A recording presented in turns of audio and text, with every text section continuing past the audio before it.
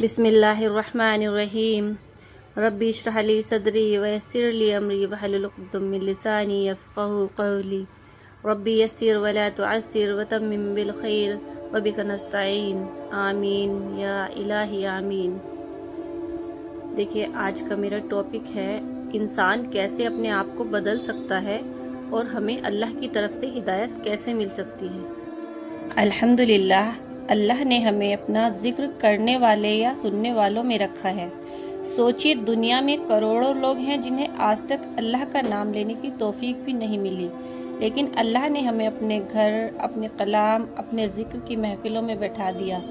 قرآن میں اللہ فرماتا ہے وَمَا خَلَقْتُ الْجِنَّ وَالْإِنسَ إِلَّا لِيَعْبُدُونِ، یعنی میں نے جن اور انسان کو صرف اپنی عبادت کے لیے پیدا کیا، مگر افسوس بہت سے لوگ اس مقصد کو بھول جاتے ہیں، دنیا کے چند دنوں کے مزے میں غافل ہو جاتے ہیں۔ آج ہم یہی سمجھیں گے کہ انسان اپنے آپ کو کیسے بدل سکتا ہے۔ پہلا حصہ، انسان اپنے آپ کو کیسے بدل سکتا ہے۔ نمبر 1، بدلاؤ کی شروعات دل سے۔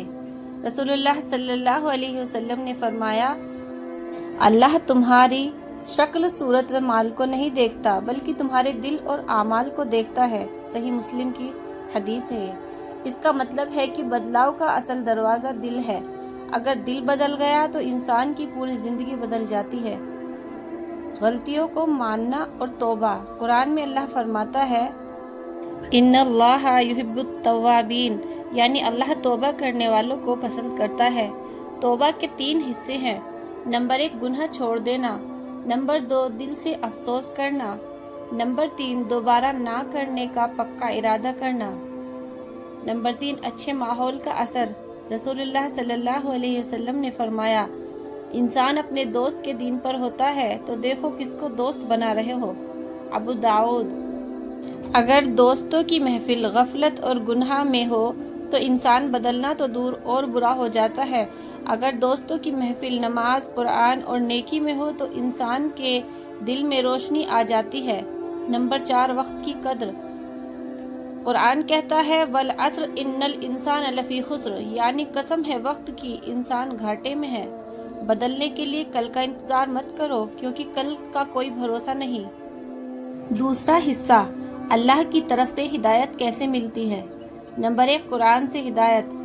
قرآن صرف پڑھنے کے لیے نہیں، سمجھنے اور عمل کرنے کے لیے اتارا گیا ہے۔ ھدی للمتقین، یہ متقی لوگوں کے لیے ہدایت ہے۔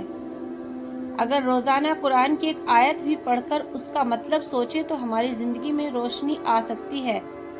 نمبر 2، رسول اللہ صلی اللہ علیہ وسلم کی سنت۔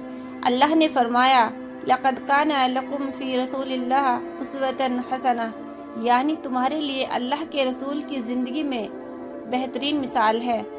رسول اللہ صلی اللہ علیہ وسلم نے ہر موقع پر ہمیں سکھایا ہے کہ کیسے چلنا ہے، کیسے بولنا ہے، کیسے کھانا ہے، یہاں تک کہ کیسے سونا ہے۔ نمبر 3، نیک لوگوں کی صحبت۔ اچھے لوگوں کے ساتھ رہنا ہدایت کا سب سے آسان راستہ ہے۔ رسول اللہ صلی اللہ علیہ وسلم نے فرمایا اچھے دوست اور برے دوست کی مثال خوشبو بیچنے والے اور لوہار کی طرح ہے۔ نمبر 4، دعا کی اہمیت۔ ہدایت صرف اللہ کے ہاتھ میں ہے۔ ہر نماز میں پڑھی جانے والی سورہ فاتحہ کی سب سے بڑی دعا یہی ہے اہدنا الصراط المستقیم، اے اللہ ہمیں سیدھا راستہ دکھا۔ تیسرا حصہ، بدلاؤ کے بعد کی زندگی۔ جب انسان بدل جاتا ہے اور ہدایت پا لیتا ہے تو دل سکون میں ہوتا ہے، برائی سے نفرت ہو جاتی ہے، نیکی میں مزہ آتا ہے، دنیا اور آخرت دونوں سنور جاتے ہیں۔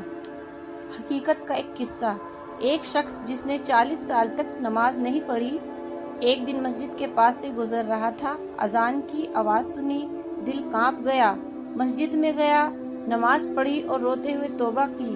آج وہی شخص مسجد میں 5 وقت نماز پڑھتا ہے اور دوسروں کو بھی بلاتا ہے۔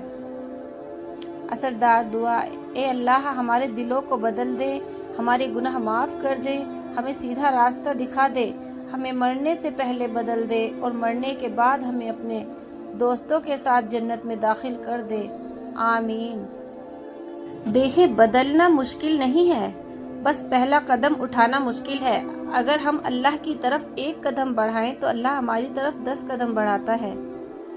اصلی کامیابی یہی ہے کہ ہم اپنے آپ کو بدلیں اور ہدایت کے راستے پر پوری زندگی چلیں۔ اللہ ہمیں زیادہ سیکھنے، سمجھنے اور اس پر عمل کرنے کی توفیق عطا فرمائے۔